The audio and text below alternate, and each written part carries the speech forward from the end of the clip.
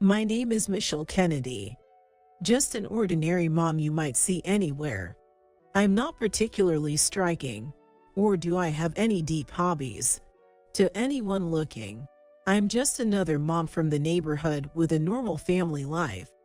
Apart from the fact that I'm raising a daughter who is now 7 years old and has special abilities. That day was supposed to be a fun shopping trip with Laura, my husband David's sister. Hanging out with Laura is nothing special for me. After all, she's been a confidant since before I married David, always ready to listen to my gripes about him, and even stepping in for me when David goes too far. David is a doctor.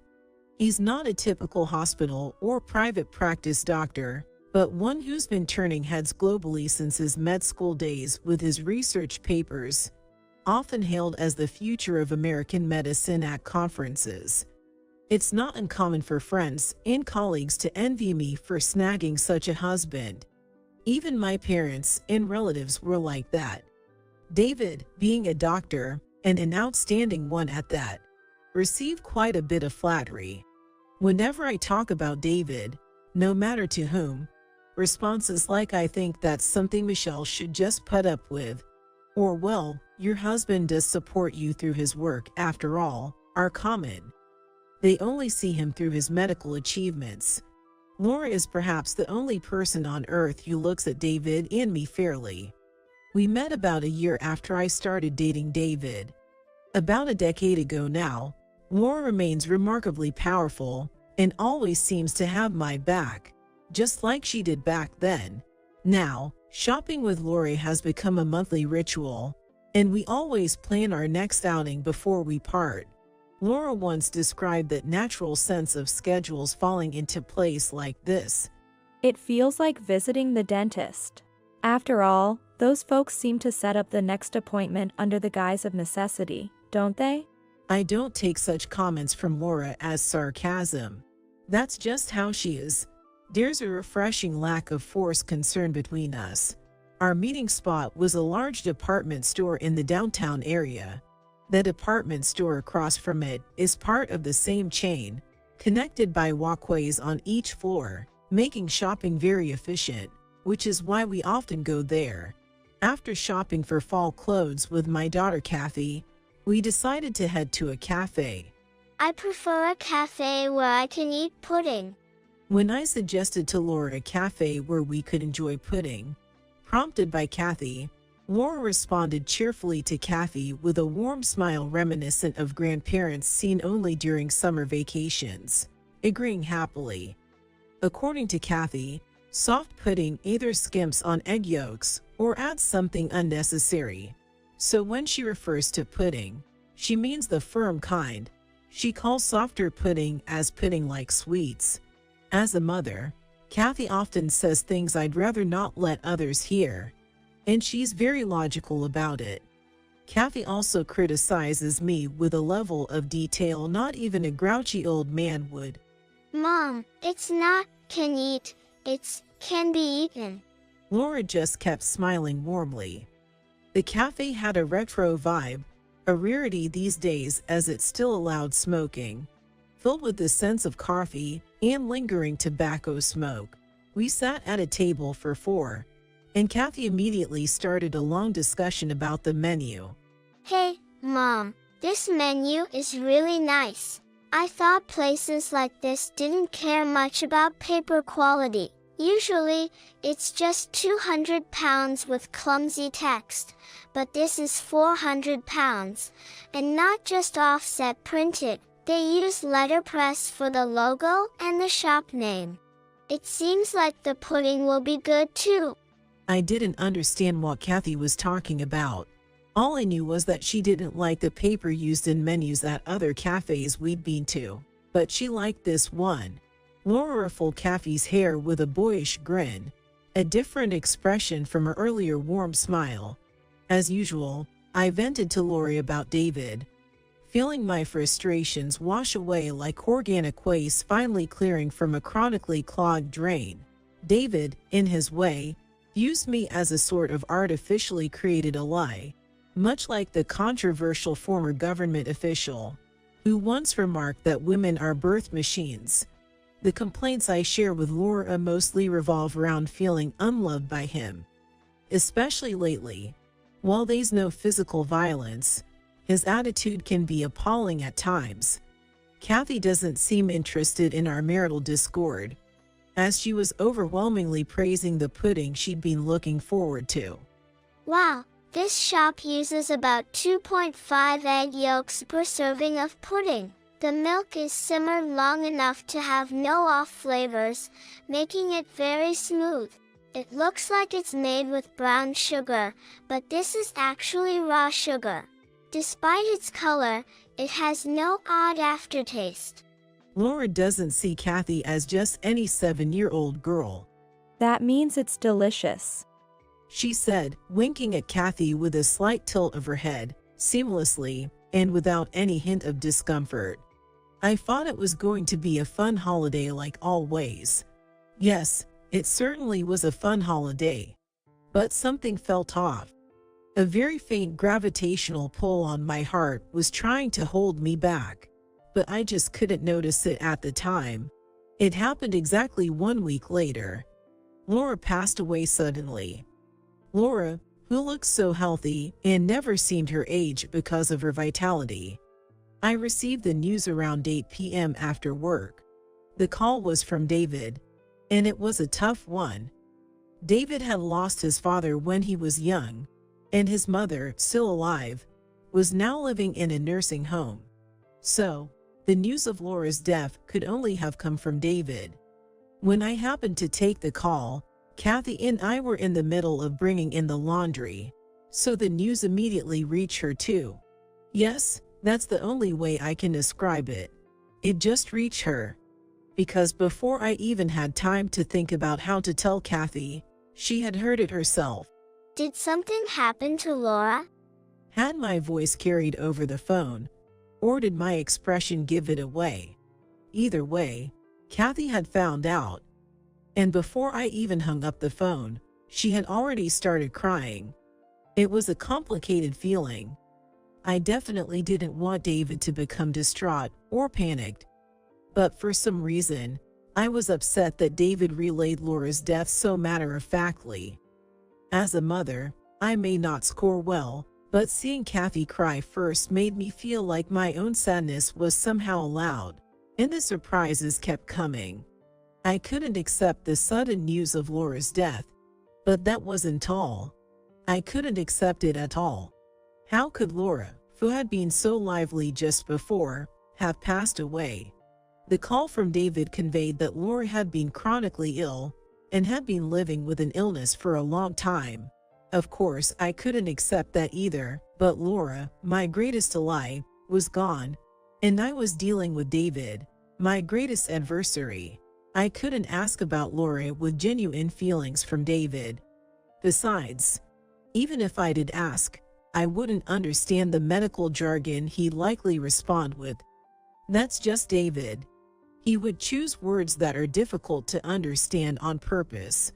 It's not like you would understand anyway. He would likely end with a silence that said just that. But there was a way.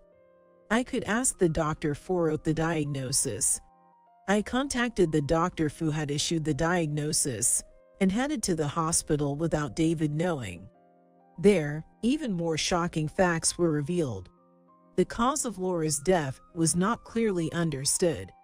Kathy, who came with me, said to the doctor, Even doctors don't know everything, huh? To the doctor, who didn't know Kathy well, it must have seemed like just a little girl's comment.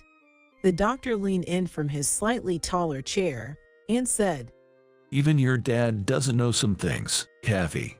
It's way beyond us regular doctors. Then, the pneumonia mentioned in the diagnosis, did you lie about it? Kathy asked. It's no lie. It really was pneumonia in the end. I can't lie in my career going forward, especially not about something like this. It wouldn't be fair to those who have passed. Kathy didn't respond to what the doctor said. There's no way such a silly story could be true. I was desperately trying to hold back my anger at the doctor. On the way home, I ended up venting these feelings to Kathy. Rather than that, we might be able to figure out the reason she died ourselves. Kathy said to me with a very complex expression of sadness, joy, and calmness. And then, Kathy's next words made my feelings for Laura surge suddenly. Actually, Mom, ever since I saw Laura last week, I've been thinking something like this might happen. That very faint gravitational pull on my heart that day, it was this. Time, indifferent to our hearts, mercilessly moves on. David called, and we had to go to the funeral. David was the only one in the family healthy enough to move around, so he took time off work to prepare for the funeral and greet relatives, running around tirelessly. Watching the funeral happen through my own eyes, I couldn't believe it and found it impossible to focus. It was as if my brain refused to process the images. I'm sad, I'm lonely, and I'm frustrated that Laura, whom I love dearly, has suddenly gone forever. But I can't cry. I can't even think about such things. Trying at least to see Laura off peacefully in her coffin, Kathy and I said our final goodbyes. This is really the last chance to see Laura's face. It's truly the final moment. I close my eyes and reflect on everything. Memories with Laura come flooding back like flashbacks. While I'm lost in thought, David, standing behind me, snaps at me with thoughtless words. How long are you going to stay there? The funeral home has limited time. Please hurry up. David indeed had a tough role. The sudden news of his sister's death required work adjustments, and he had to handle all the funeral arrangements himself. Considering David's personality, he would have likely enlisted his subordinates and research staff to help with the simpler tasks. It might be because it's a family matter after all. Still, he didn't let me help at all, managing everything on his own. Yet, I couldn't contain my anger. She wasn't just your sister, David. Let us properly say goodbye at least this last time, I retorted to David louder than usual. David responded unflinchingly, coldly stating, What changes because you said goodbye? Saying goodbye won't bring her back. And there's nothing you, a layperson, can do for her now in this state. Why is he always like this? How far has he lived without understanding people's hearts? Is this what becomes of someone who has been pampered and hailed as the future of American medicine since their youth? If it stints the heart that much, I'd rather medicine didn't progress at all. I felt incredibly frustrated. And I said to David, you might indeed have the power to advance medicine, and maybe you are shouldering the future of American medicine. If that's the case, then all the great doctors in the US are idiots, entrusting our future to someone who can't even cherish his family. David immediately flared his nostrils in rebuttal. You don't see anything about medicine. Family love and medicine are completely different. Just how much have you been helped by such doctors? You, in particular, live off my money. Show a little understanding of your place. Helped? Whether it's the hospital or the money, if you weren't in this world, I'd choose to live in the happiness of your absence. Unlike you, who lives thanks to medicine, I live on my own terms. The argument went on and on.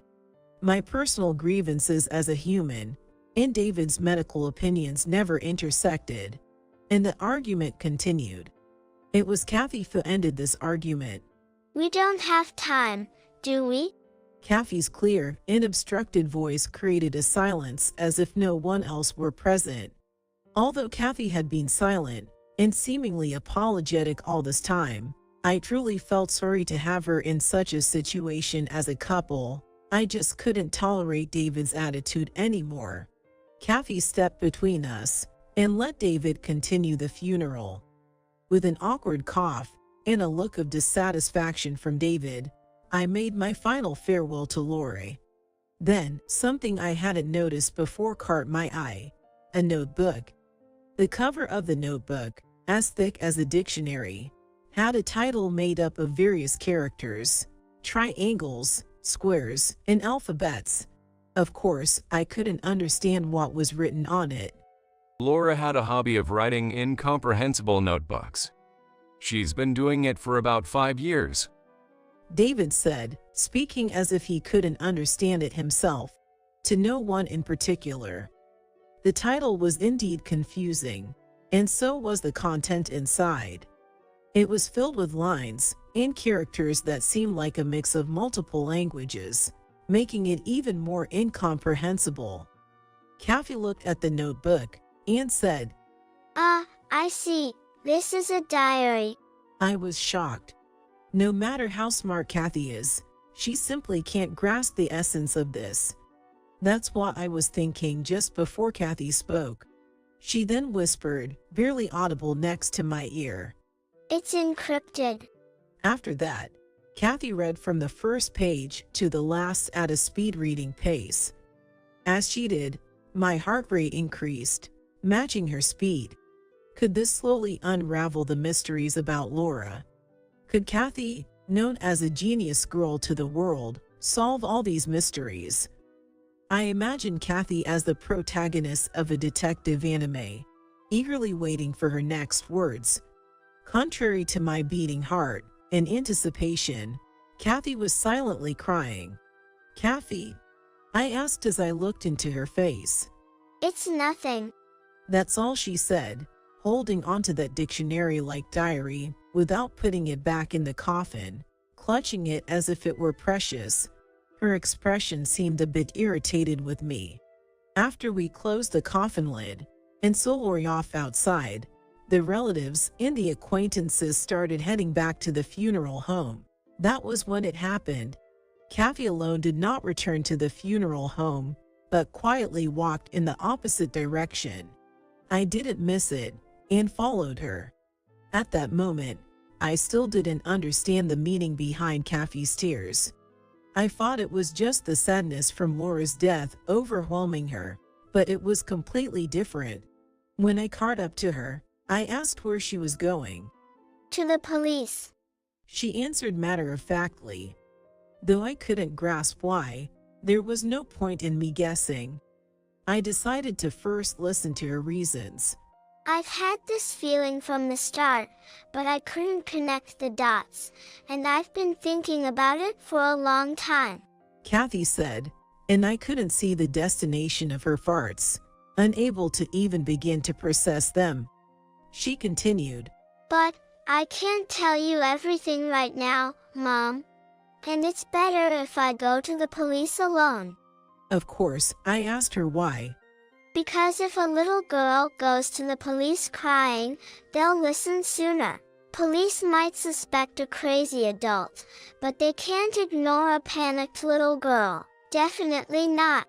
And if an adult carries this diary around, they'll be more suspicious and it would waste time, right? Kathy calmly explained it, as if it were the most obvious thing.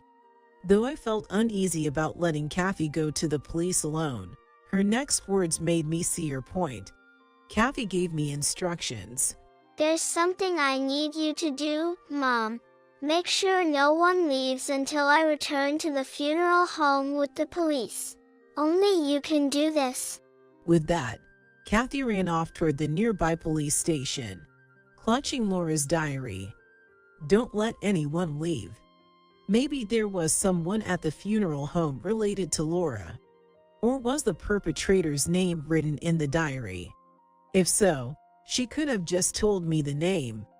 There was much to think about, but now wasn't the time to waste Kathy's efforts, so I hurried back to the funeral home. It was a 5-minute run to the nearby police station for Kathy. Another 5 minutes to explain the situation and return. I had to keep everyone at the funeral home for 10 minutes. That was my role. I thought about how to stall for 10 minutes to help unravel the mysteries surrounding Laura. Considering we had just seen off the casket, everyone was probably preparing to head to the crematorium. How can I buy 10 more minutes? I was desperate for time. There's no time. What should I do? I could feel my whole body heating up and beginning to sweat. Since there was no time to waste, I returned to the funeral home, and sure enough, everyone was preparing to go to the crematorium. My thoughts were still scrambled, but I yelled out loudly, "Everyone, please listen." My voice, honed from years of serious sports, carried well. Some people even jumped a bit in surprise. Now, what should I do? I hadn't thought of anything. "Everyone, please listen." I repeated the same thing twice to stall for time. From his expression, it was clear David was getting frustrated.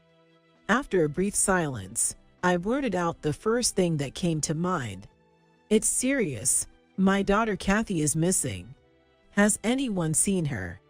Because everyone was busy talking to the people they came with, the funeral home buzzed with noise. David looked frustrated by what I was doing, but I couldn't worry about that. I needed to buy 10 minutes. "If anyone is available, could you please help look for her?" Of course, everyone had time. The next appointment for all was to move together to the crematorium. However, despite lying to buy time, I felt guilty that everyone was genuinely trying hard to find Kathy. That's right. That's okay. According to my watch, we had already managed to buy about 5 minutes by searching for Kathy. "I'll search outside, so could everyone please check inside the funeral home?" I suggested, looking under chairs and tables, making up things as I went along. "This should be all right. I need to get outside now, to make sure no one leaves." Time continued to tick away. 1 more minute, 30 seconds, 15, 10 minutes. But Kathy hadn't returned. When I went back inside, the mood had shifted to one of resignation, with people saying things like she isn't here, maybe she went outside, or perhaps she went ahead to the crematorium. David was the most upset. How could you lose sight of her, especially in such a small funeral home while you were supposed to be watching her? He ranted rapidly. And indeed, he had a point. Normally, it's the person who is missing who gets angry. The attention David's anger drew actually helped buy some time. David crossed his arms and paced around in a circle, clearly restless. Then, finally, Kathy returned. Well, not exactly Kathy, but 3 police officers appeared instead. Their sudden arrival threw the funeral home into turmoil. The buzz of confusion grew louder.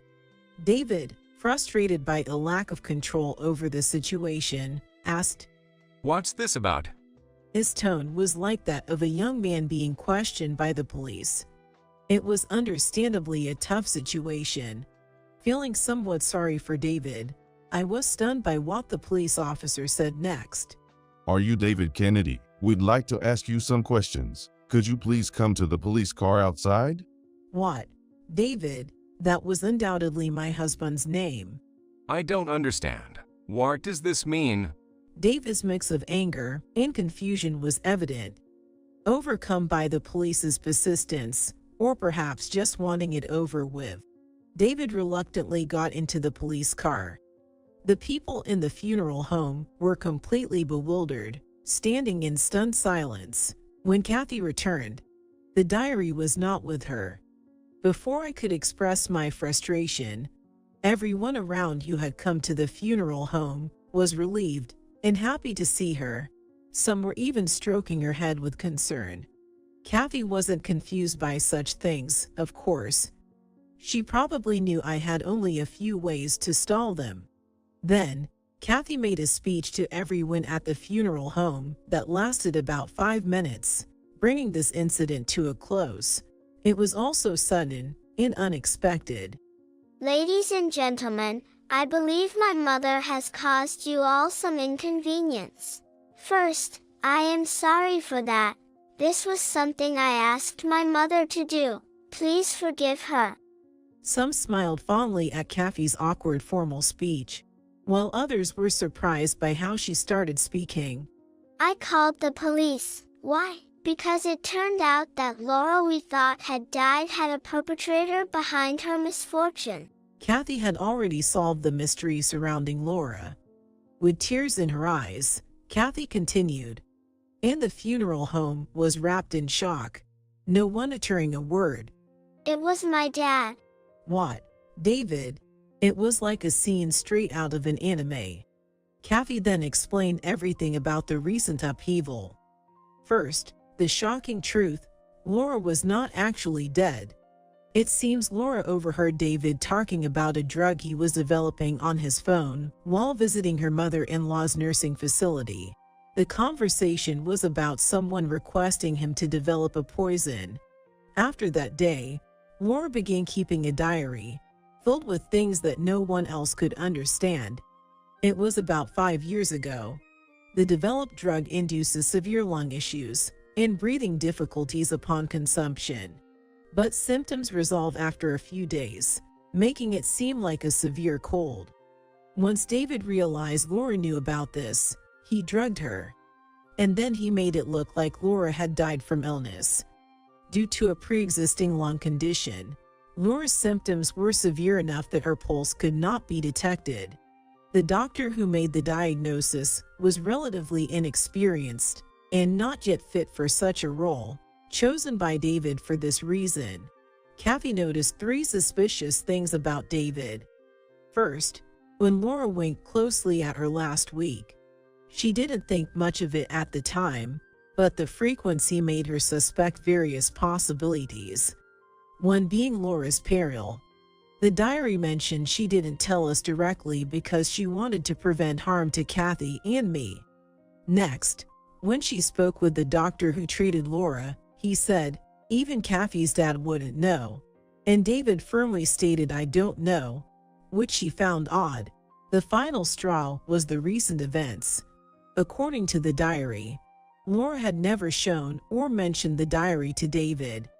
Yet, David had said, she's been like this for about 5 years. Which was strange since siblings don't normally keep track of each other's diaries for years. Reading the diary, Kathy found that Laura had cryptically written about seeing and hearing David's interactions with the client, and Kathy was moved to tears. Interestingly, the diary's code was simple enough for an elementary school student to understand. It was adults who overthought if who couldn't decode it. It was probably Laura's way of cautioning David about his arrogance. The last page expressed her hope to somehow keep me and Kathy apart from him for our safety. Kathy summarized all this in a clear, 5-minute speech. I hurriedly called the crematorium to return the coffin, then promptly explained the situation to the hospital and had them retrieve Laura, who was still sleeping. 3 days later, Laura woke up and resumed her life as if nothing had happened. That night, after everything had settled, Kathy came to tell me the results of decoding the diary. I mentioned it at the funeral home too, but Laura, who found out Daddy's secret, seemed particularly averse to telling Mom, as it would put Mom in danger too. She decided to stop Dad's misdeeds alone. The fear and anxiety she felt during that time came through, even in the coded diary. She really wanted to be with us more. The last entry from when we met last week said, "Thank you for everything," showing she really risked her life writing this diary. Kathy calmly explained. Laura is an incredible person, isn't she? She licked her upper lip as if to say, see, I conveyed it well, didn't I? Now, it looks like we can enjoy our monthly Laura time.